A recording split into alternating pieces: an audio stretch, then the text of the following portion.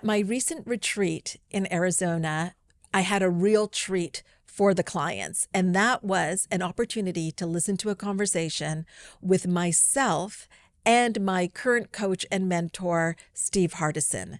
Now, Steve Hardison rarely does interviews, and he rarely allows them to be recorded. He really likes everybody to be fully immersed in the present moment. Well, not only did he do the interview, he allowed us to record it, and that's what you're going to see. So you're going to notice that the quality might not be what you're used to seeing when you see interviews from us, but I really want you to lean in and listen to this conversation as if it has the opportunity to change your life, because, quite frankly, it does. I want to introduce our first guest. And I want to introduce the first guest by actually kind of me not introducing him, but Iyanla Vincent introducing him. How does that sound? She's not here, so don't get so excited, okay? This is what she says about Steve Hardison in the foreword of the book, The Ultimate Coach.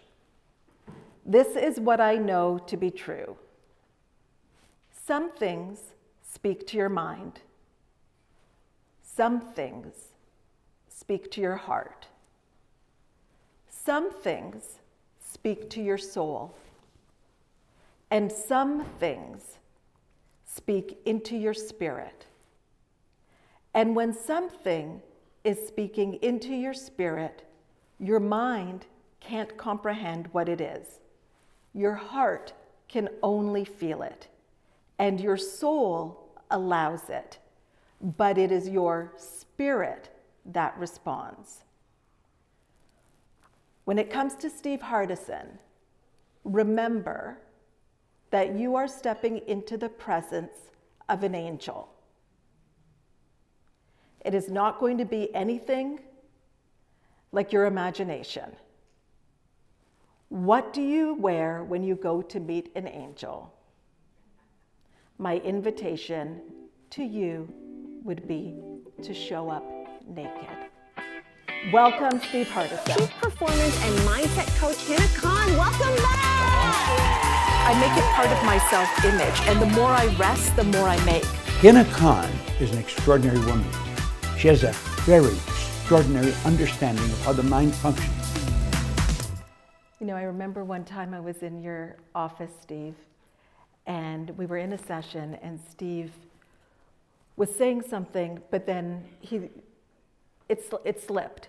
And I looked at him, I don't know if you remember this, Steve, and I said, I got it. Yes.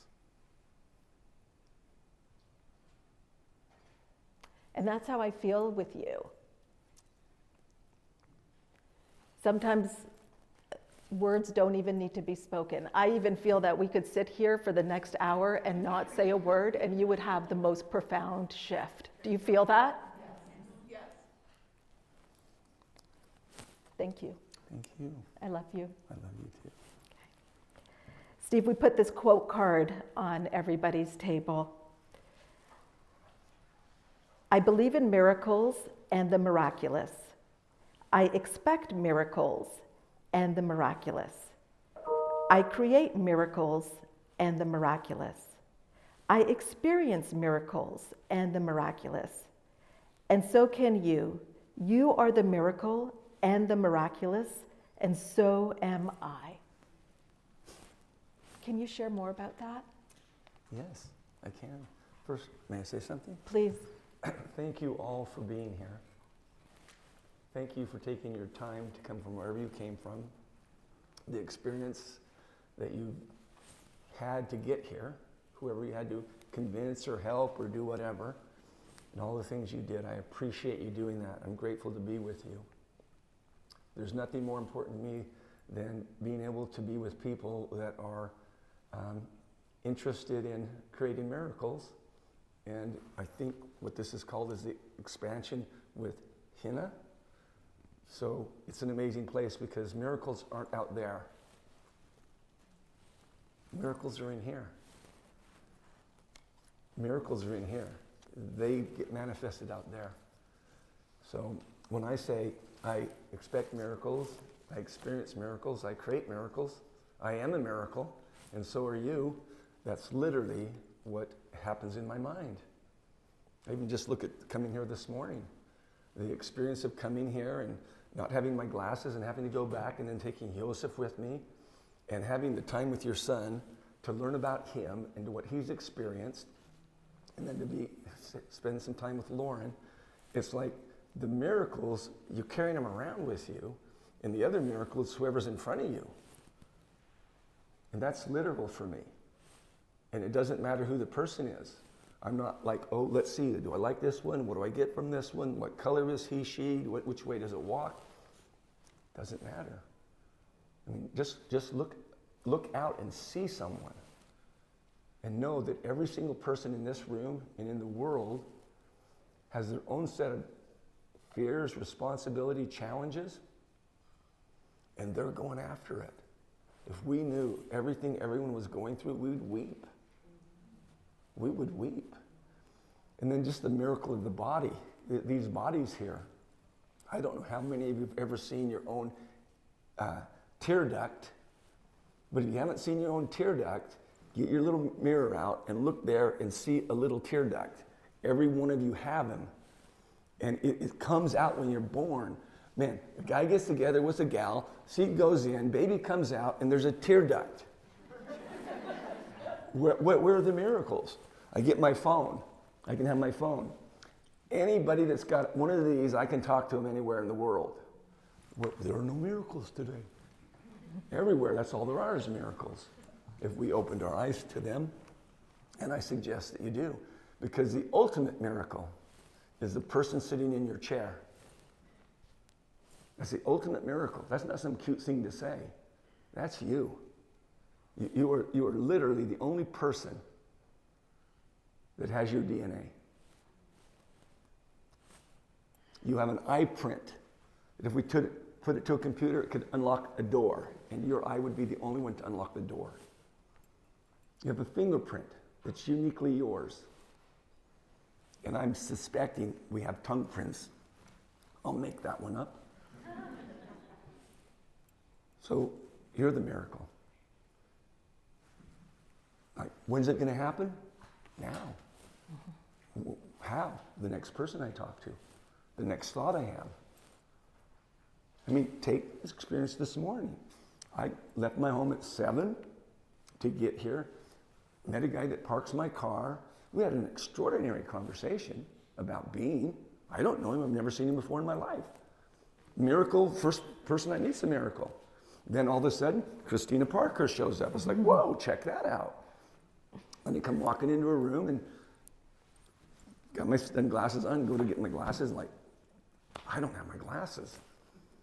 And you know, they're prescription. So I say to my lovely Hina, do you want me to go get my glasses, or you want to do this with sunglasses on? And it was a miracle in everything that happened. How we got there. Joseph and I talking, what I learned about him. I learned so much about him in that, however long that ride was. And I told him that he had to promise me that he didn't tell his mom how fast we went. Just we went fast and there was a speed limit. Because at first he said, we went fast in the speed limit. No, you can't say that. That's lying. We went fast and there was a speed limit. Then every minute of our time was miraculous. What he shared about his brother, what he shared about his mother, what he shared about his father, what he shared about the experience of looking through a lens. Everything. Miraculous. And we have very limited time because I know you're here. And I apologize to make any of you wait. We pull in. I have the time to go in and get my sunglasses, walk through the house, show him the 1111 masterpiece wall, show him the art gallery showing the art. This only took 60 seconds. Showed him the art gallery and shared with him stuff that. And I said, I've never done this before. And I take him and say, there's my office. You can look in it. No, nobody goes in there except people that are committed. And I've never just said, hey, go ahead, take a peek. And then we got in the car and I said, if we weren't behind schedule, I would go in there and we would sit together. Miracle, miracle, miracle, miracle, miracle. Can you see that? I call it miracles in the mundane. Miracles in the mundane. Who are you talking to? Who's next to you? Who can you be kind to? I don't know if that touched anything. By the way, I have no idea what she's going to ask me. Is it not rehearsed? I don't know what I'm doing here. I barely got here. One of the things that we've talked about in your office is I would bring in I would bring in whatever I was studying at the time, and I'm like, okay, this is what I'm studying, Steve. And Steve pulls up his chair and we would get into it.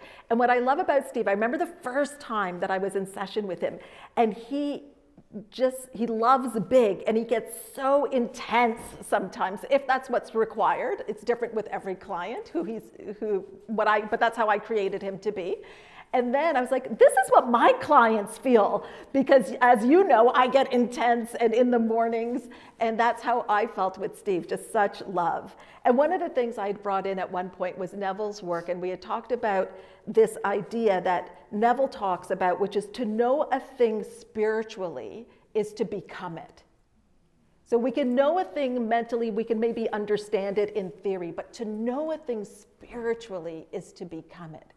And over the last few days, and yesterday in particular, Steve, these miracles in front of us, we're tapping into something, and a part of them to dream further than they'd ever dreamed before. And some of the things that they came up with, some of the visions were things like 100K months consistently, to new beautiful relationships, to beach homes that they would see their family gathering, to a book, to working with youth, to teaching.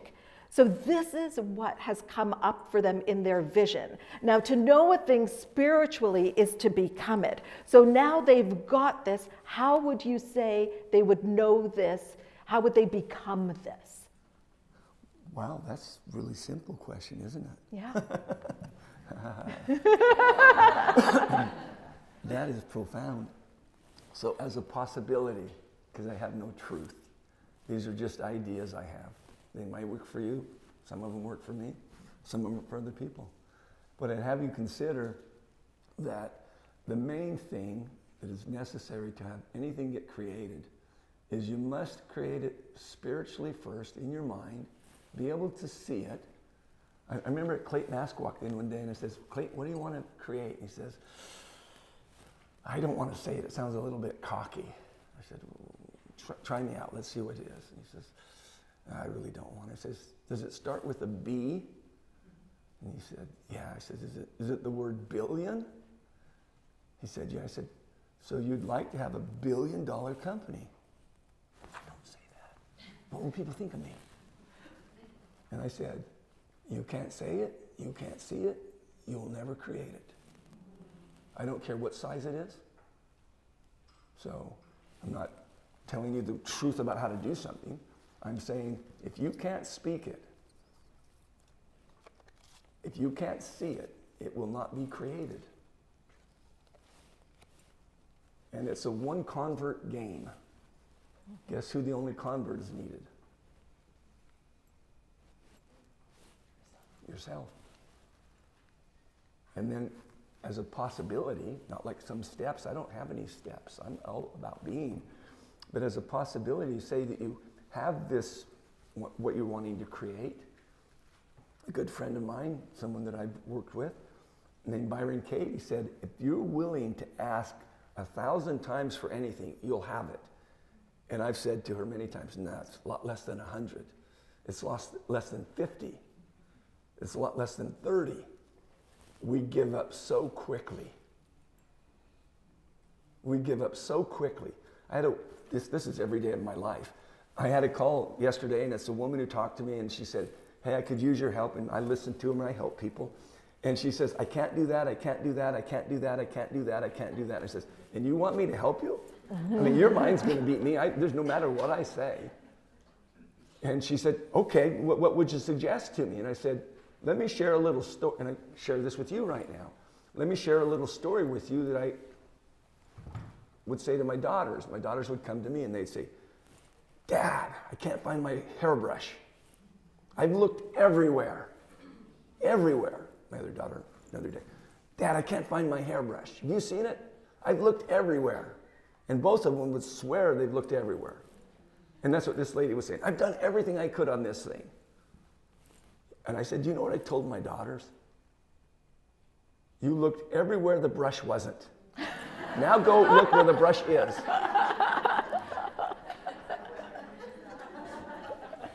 We quit way early. Mm-hmm. Can you share more about that, Steve? We quit way early. Yeah, it's every person that's out there is listening to me right now, or I hope, but they're somewhere, and you're having ideas. Those ideas are going around like, why is he taking his jacket off? Why did he wear a jacket? How come he wasn't here on time? What's going on with this guy? Or whatever you're saying. Your greatest enemy is you. You talk yourself out of stuff. You say, I can't do that. That's bigger than me. How could I do that? Whoa, whoa, whoa, whoa, whoa. So look at what's going on in your own mind. I say to Hina or any client I'm with, when I'm with them, are you open? Because if they're not open, I won't even tell them what I see.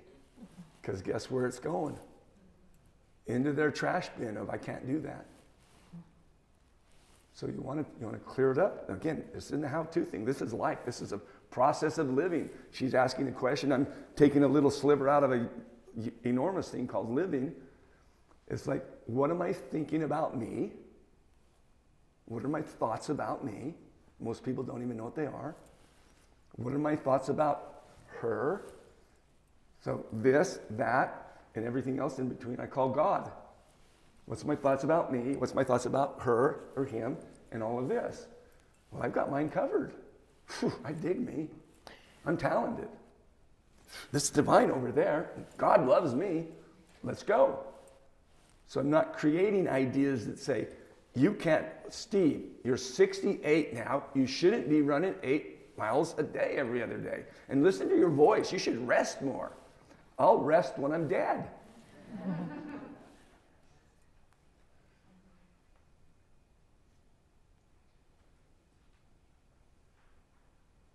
Look at what you're thinking.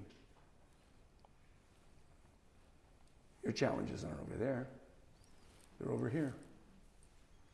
You know, you got this experience that you're calling the expansion with Hina. When I saw that the first time, I looked at it and I didn't see her name. So it looked like the expansion within.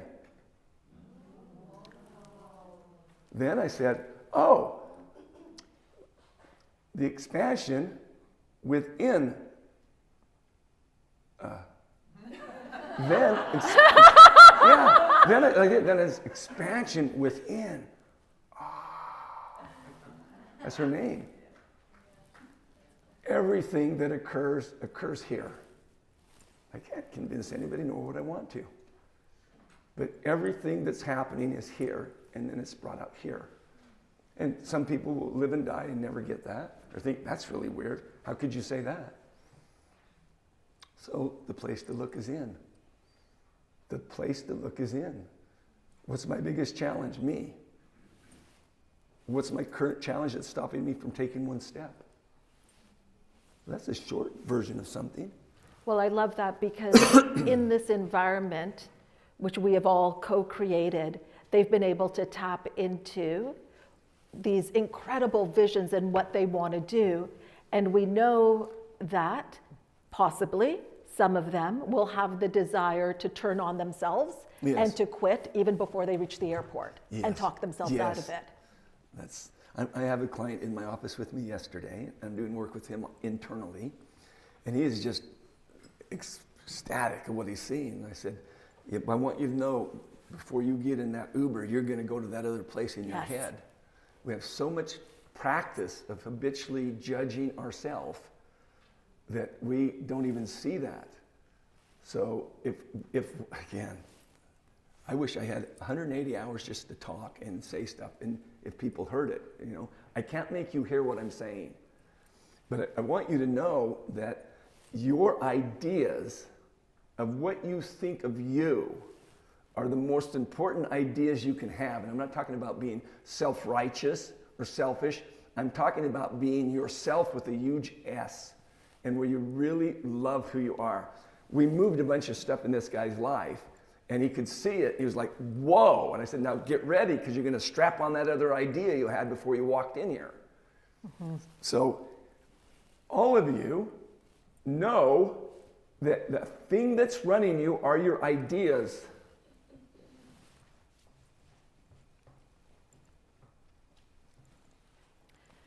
Sometimes we can be in the presence of somebody like Steve and so congruent, so authentic, and we think, wow, like he must never have judgments, or he must never have a misstep. And I would love for you to share, Steve, the story of India with your hotel and a trash basket, the garbage can. Sure. And what you learned about you. Gentleman's name is Moshin. I'd never seen him before. We're about the 11th floor. I was 11th floor, that's my favorite number. We're up pretty high in this hotel, and we've got a nice room that they provided for us, and my wife and I are there. Unfortunately, our luggage never made it, so we're in our pajamas into the second day, and we dug that, just go with what's flowing. And I'm just really at ease. We're doing this bean thing, and I'm loving it, and I'm loving it. And then I open up the door, and I say to this gentleman, hey, would you mind just emptying my trash? And he just walked by.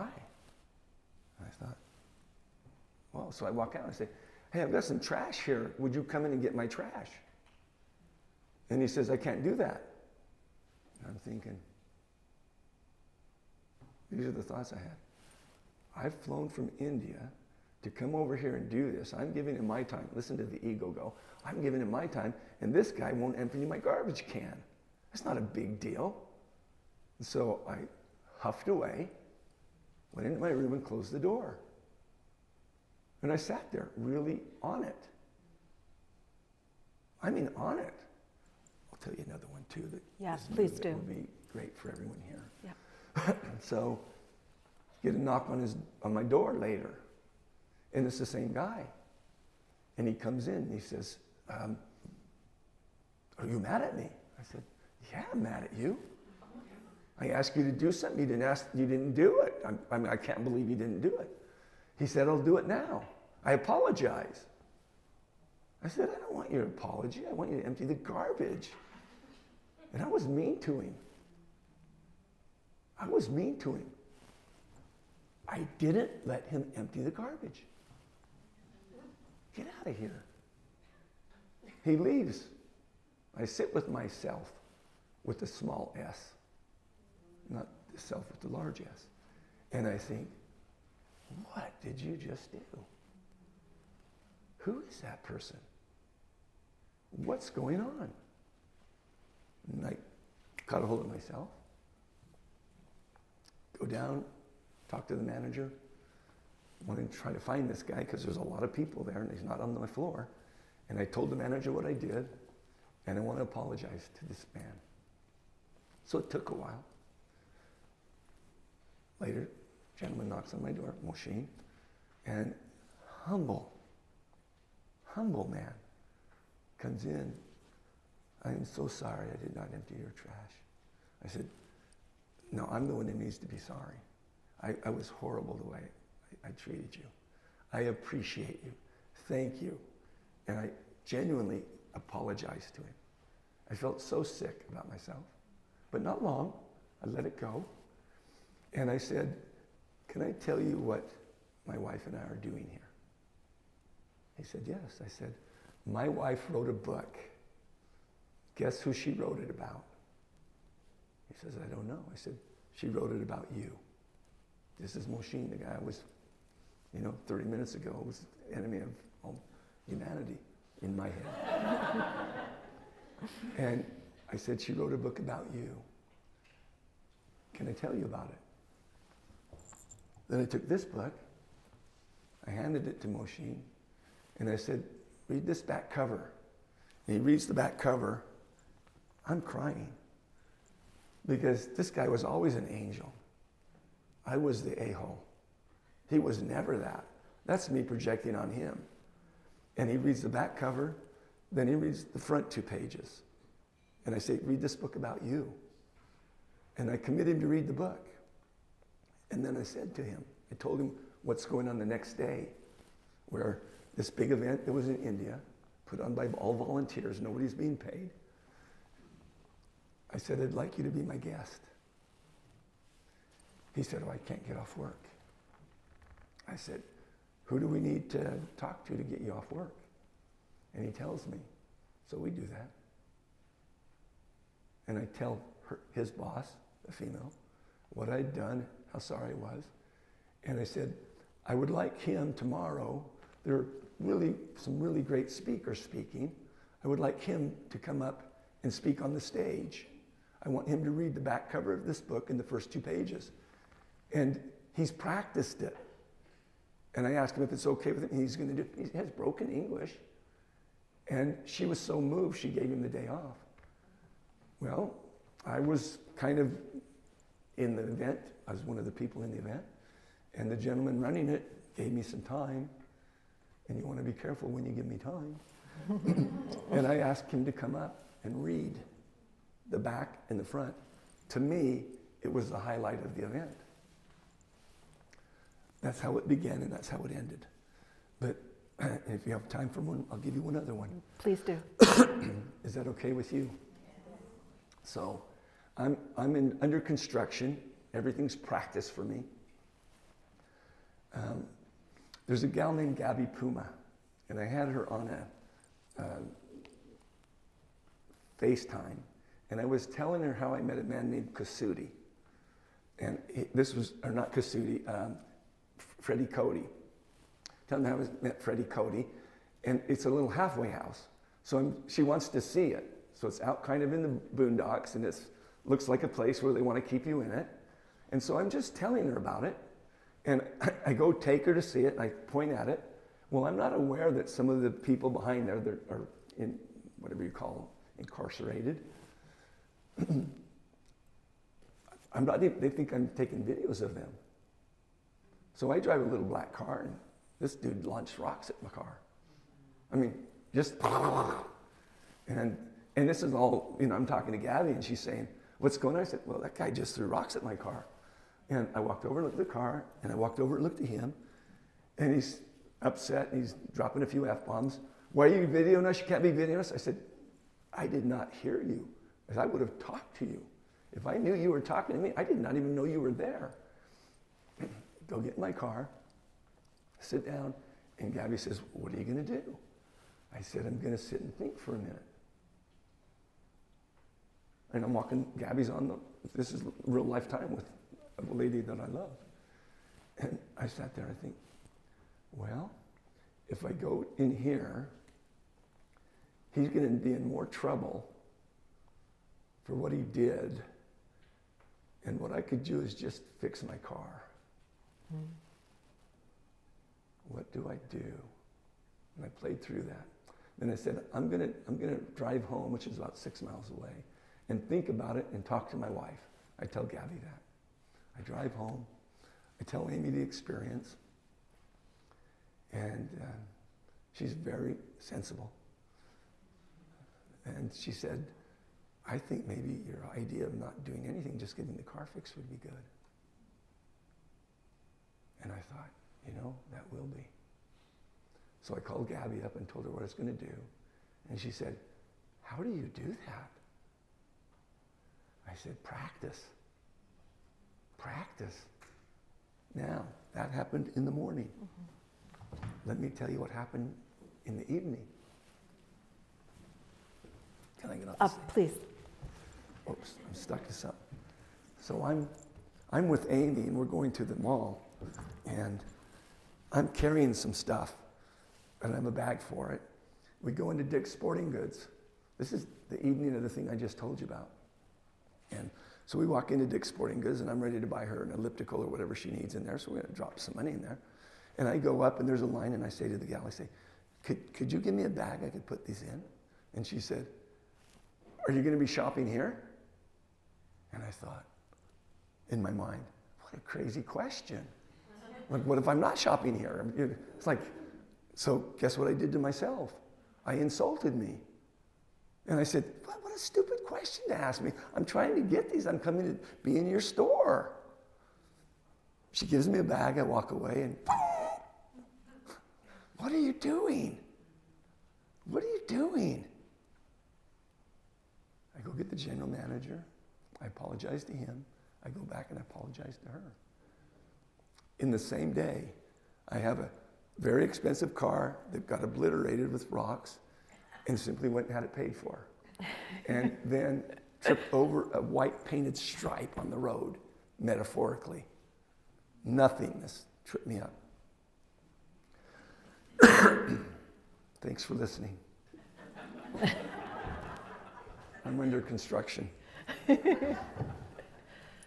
One of the things that's so powerful, well, there's so many things, Steve, but I think about, as you do take time to think, and then at times when you make very fast decisions with your, like you get an intuitive nudge and you make very fast decisions, and I think of the guardrail distinction as one of those times when you made a decision that logically probably didn't make sense, but you would find out it did. Would you share that story? I can. Thank you. Would you like it? I would. Would they?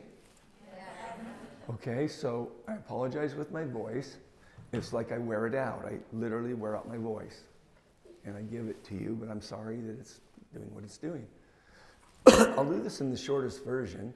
And we have someone in the audience that had a great experience from this. I remember, Judy, did not you and your husband enjoy listening to the tow truck driver distinction? That you were in the kind of thing and then you came up and told me what you did?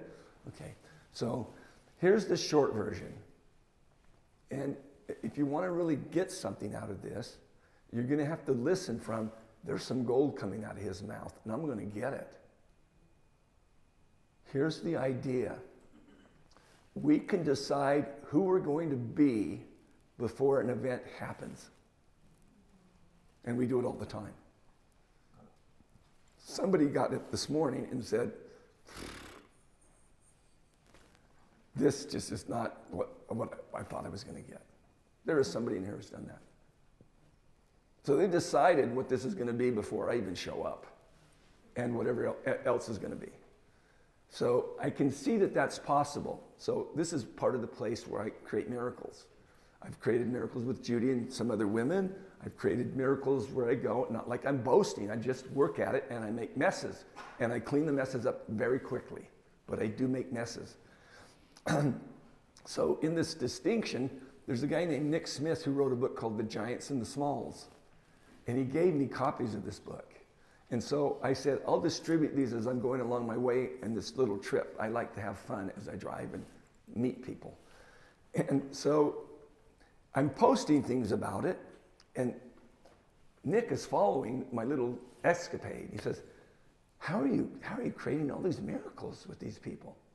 See, firstly, if you want to get miracles so they're more in your life, quit being so stunned that there's so few.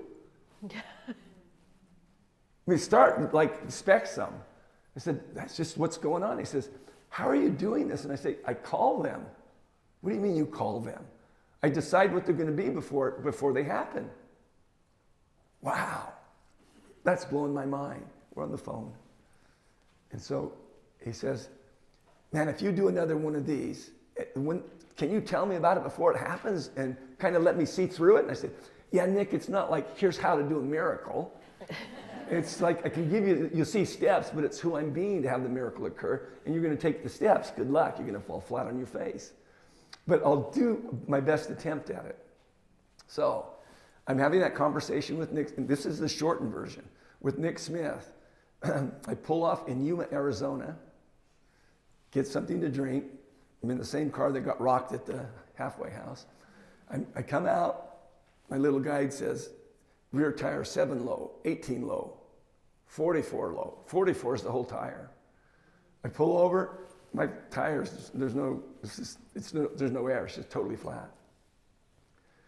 Porsches don't have spare tires in them. So you call up and hope to get a tire somewhere or somebody come and get you. So it's gonna be a little while. And Porsche drivers know that. So I call Nick up and I say, hey, Nick, It's Steve. Yeah, what's up? I said, we're going to have a miracle. He said, what? I said, dude, it's 118 degrees. I'm on the side of the road, and I have no air in my tire. Somebody's going to have to come and get me. Amy's expecting me at this time. I'm not getting home at that time. The odds of somebody in this little place having a tire that fits this car is really slim. This is going to be an experience. And Nick, no matter what happens, I'm going to have fun with it. And I tell him that. And I call it. That's what's going to happen. Now, get out of the car, go back and look at my tire, and it's just gone. See cars zoomed by, I called Porsche. Porsche roadside, may I help you? I said, I hope so. I said, I'm in 118-degree weather. My tire's just gone, and I need to get a new tire. And she said, 1 second. She got my name somehow, if I said it or a computer. One moment, Mr. Hardison. She comes back and she says, Mr. Hardison, it will take 40 minutes to even locate a driver in that city. And that's just trying to find someone. So this may take a while. And I said, that is so great. I have some stuff. I've got to communicate on Facebook, and I've got to do some stuff. That is so great. Will you call me back? I'm sure she's at the other end going, dude, that's the craziest Porsche driver. They're typically saying, get that out here, give me my thing. And I say, this is perfect. So I hang up. And I just love what's going on. I take my time, I do what I do. I'm sweating. And I'm just doing what I do. And then I get a call back from her later. And I say, this is Steve. She says, Steve, we can't get one out of Yuma. We've got to get one from, is it a city in California? The tow truck driver, not a tire. They can get a tire. It's Sunday. You're not going to have a Porsche dealer open on at least at 9 o'clock at night. And she said, I won't be able to get anybody from, I think it was called Indio, until this period of time. And I said, that is so good. That is so good. She said, what do you mean? I said, I've got a book I'm reading. And she's like on the other end, like you would think. And I say, hey, do you have any idea, wherever you're calling, whoever you're talking to, can you get a message to the tow truck driver? And she said, you want me to talk to the tow truck driver that's going to come out to your car? I said, yeah, I'd like to talk to him. Well, we don't normally do that. I said, okay, well, can you get a message to him through you? Yeah, I said, what, do you know his name? Yeah, I know his name. It's like protecting the guy from me. I said, tell Mike when he gets here, he and I are going to have the best 3-hour ride from where I'm flat tire to my home. And she says, you want me to tell Mike that? I said, yes. So, boom, I'm on the side of the road. Here comes Mike, Native American. I don't know if his name is really Mike. About 28 years old, pretty husky dude, knows what he's doing. And I'm thinking, I'm going to video this thing. So I go across the freeway. My car's on the other side. I talk to him. He's like, she warned me about this guy. So I'm on the other side of the freeway, and I'm videoing it. He says, hey, do me a favor. Don't get killed on my watch. You know, he's like worried about me. And I come over, and I say to him, Mike, and I mean what I say, I am so glad you know how to work this, get this on, get my car there, and can take me there. I wouldn't even know how to do anything like that. That's amazing you do it. And I just acknowledged him for what he's doing. He puts the car up on, and I said, where do you want me to sit? He says, up in the cab. Just kind of curt. So picture this 28-year-old Native American guy and this 67-year-old whatever over there. And first thing he does is he turns the radio down when we get in. And I said, what are you doing? He says, we're not supposed to, when we have customers, we're not supposed to have the music on. I said, what are you listening to? He said, you wouldn't like it. I said, try it. He looks over at me, turns it on, heavy metal. And I'm rocking with it. And he's like, whoa, dude. And I just start talking to him. And I talked to him about Who do you think began heavy metal? Where did it start from? What do you like about it? Who are the best bands? What do you love about it? And we're having a conversation. All of a sudden, I find out his brother died and what he's doing. I tell him about the book that I've been planning for Nick Smith. I commit him about having the book and reading it. And I say, who do you think started the whole heavy metal? And he says, I think Sabbath, Ozzy Osbourne, Black Sabbath. And I said, I saw them in 1982. I was at a little deal with Ozzy. It was great. It was so much fun. And he's like, come on, this can't be real. This guy's listening to music. And then my phone rings. Pick up my phone. What's up? Steve, it's Nick. I said, I know, I see your name's on the phone. I got it. What's up? What are you doing? I said, listen. And I let him listen. Then I had him turn down the music, and then I just tell Nick what I just done with Mike, including enrolling him in reading Nick's book. And I tell him the whole thing, and Nick's like, you're kidding me. I say, no, talk to him. So we had a ride like that all the way home. By the time I get to my exit, Mike and I are like, whoo, we go way back. And I said, Mike, when you pull off this freeway right here, the first right is where I live, but if you go down a bit, there's a car dealership a car auto place that fixes tires. So while I was having that time in the car by myself, I called my buddy, because I know I'm not going to get a Porsche tire that time of night. He said, drop the car off, I'll have a tire for you. So that's what I did in the bitch time that most people would have. I'm fixing the future. So Mike says, well, I'm really just supposed to drop you off at Chandler Porsche, drop your car off, and then drop you off. I said, I know, but hey, can you? Drives me right over there. We unloaded. I videoed the whole thing. I'm unloading the deal. He takes me back to my house. Pulls in front of my house. Got his big tow truck. I said, I'd like you to meet my wife. I take him in. He meets Amy. I take a picture of him. When he leaves, I call up Nick and I finish the story. That's the tow truck driver distinction short order. Oh. You can decide ahead of time who you're going to be. And you do it all the time. You do it all the time. You're already going to be pissed, and you know it. You're going to be not happy with that. You're going to be disappointed with that. You're doing that. That's the tow truck driver distinction in reverse, pun intended. Sorry, I got to get a throat lozenge before my throat takes off. Yeah. Do you need anything? Do you want some more water? I have no needs. He with the fewest needs is richest of all.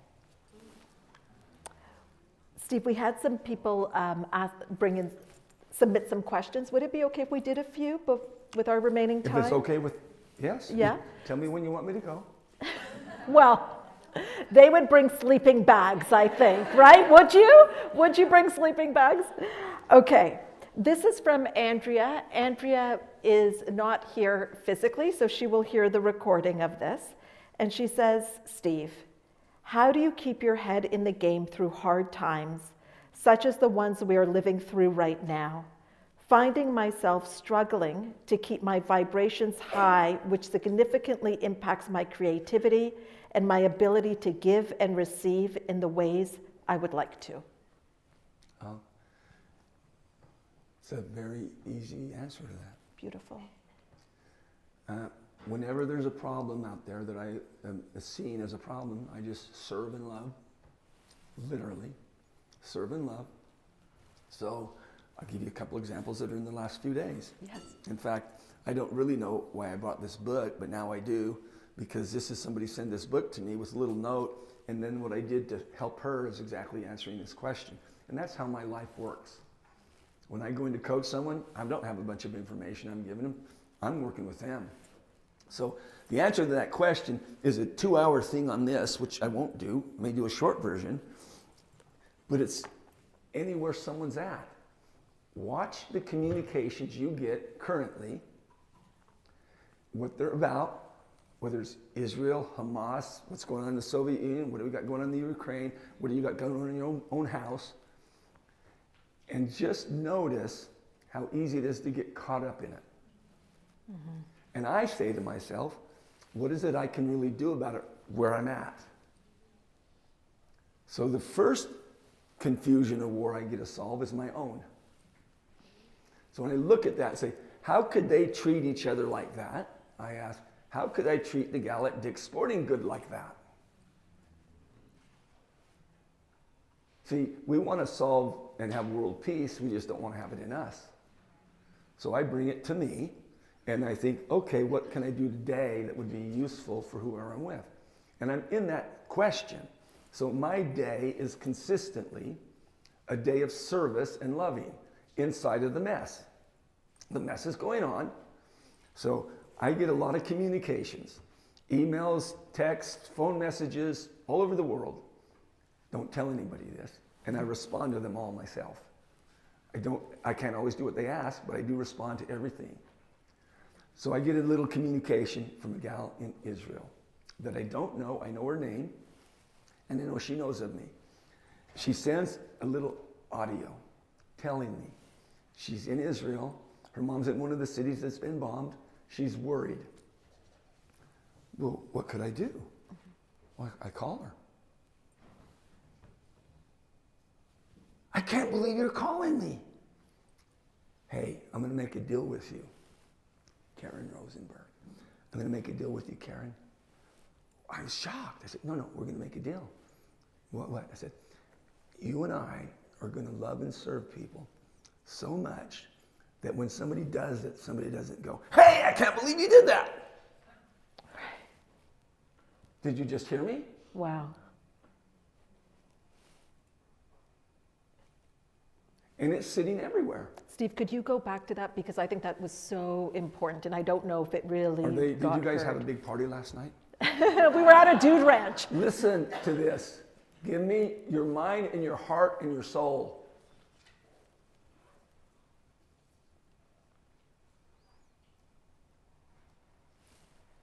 Who knows what I just said? Who can tell me what I said that she's wanting me to repeat?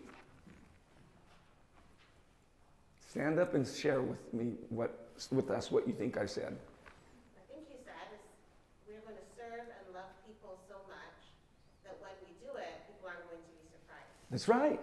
So every time I do one of these things, and they're frequently, I'm not like keeping track, it's the way of being I am.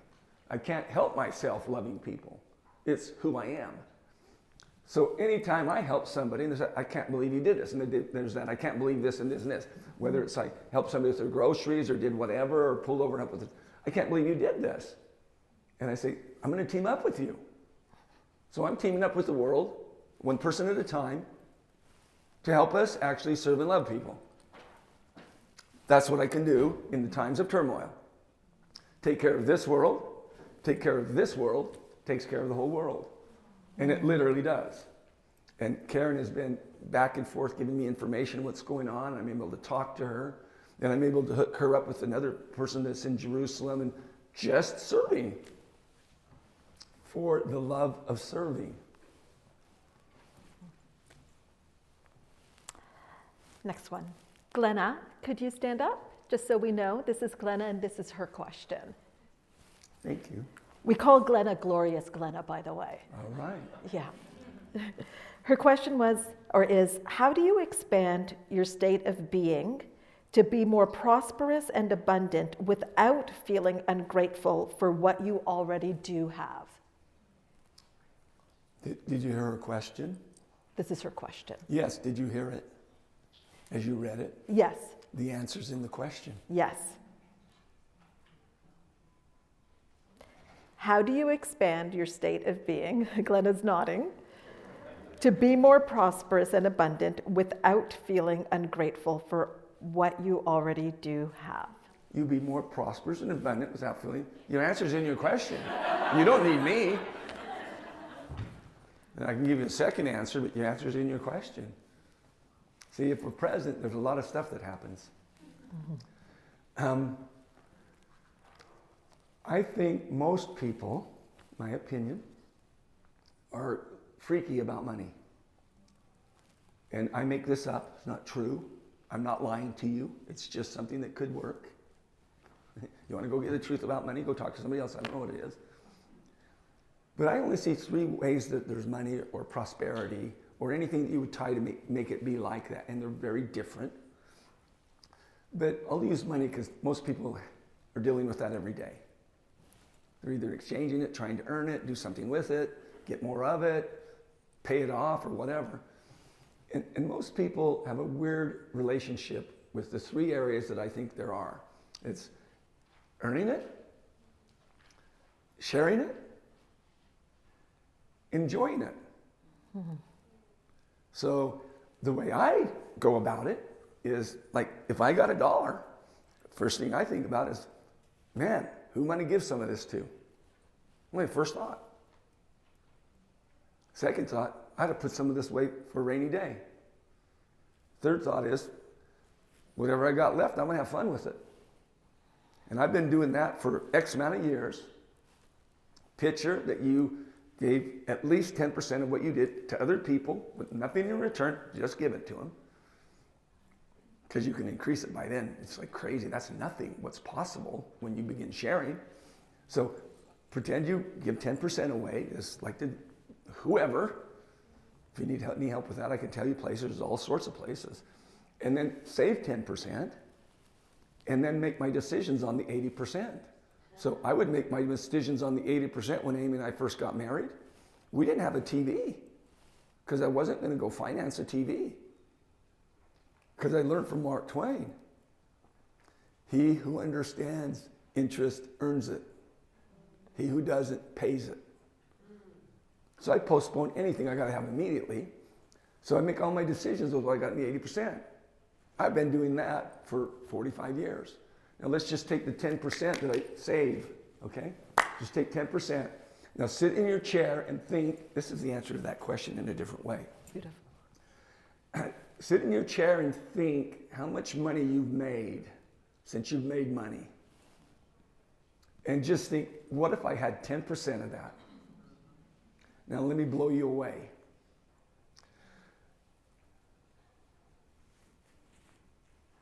Money is the easiest thing to come by and create if you understand money, and you don't have to have it.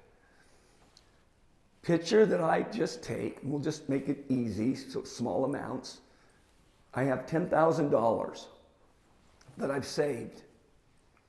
If I keep that $10,000 in a 10% returning investment of some sort, every 7.2 years, that $10,000 will double. I've been married 46 years, so we'll take, let's go 6 times 7. So I got six reloads of that. That means there'll be 6 times 7.2 years pass, and I had 10 grand. So I have 10 grand, 7.2 years passes, I have 20 grand. And guess what? This time's gonna pass whether you do this or not. Mm-hmm. Then I go 7.2 more, I have 40 grand. I have 80 grand. I have 160. I have 320. I have 640. I have 1.2 some million dollars. That's on $10,000. I'm doing that with sums of 100 grand. Do it with 100 grand. You got 100 grand. You put it over there where it can grow. And great thing to do is to understand money. Use money, don't have it use you. And money is not the root of all evil. The love of money is the root of all evil. I don't love money, I use it. 100 grand. 7.2 years, 200 grand. 7.2 years, you following my logic here? 7.2 years, 400 grand. 800 grand. 1.6, 3.2, 6.4, 12.8. And I'm thankful. And I've been giving money away, saving it, and making right decisions. And I can't remember the last time I paid interest for anything. I don't pay interest. I don't need something. I'm not saying you should do this. Everybody wants, I want that car, I want this thing, I want this thing. You know, the greatest thing, I don't go in and pay cash for a car. And I grew up poor. And I learned principles, these principles I'm talking about. I call it 10-10-80. And I'll take executives I work with and work with them on 10-10-80. Alters their life. So watch those three things I said there: giving, saving, and enjoying. They're habits, and most people have bad habits in all three areas. They do not have a habit of saving. It's not about how much can I save, it's can I get the habit of saving? It's not about how much I give, do I have the habit of giving? It's not how do I enjoy, do I enjoy? Man, I love all three of those. I'm thrilled to be able to share. I'm thrilled what I look at and what I have. And you can start at any amount of money, including being in debt. Thank you. I hope did that answer your question? And the question was answered in your question. Well, I'm getting the signal that I've got to wrap it up.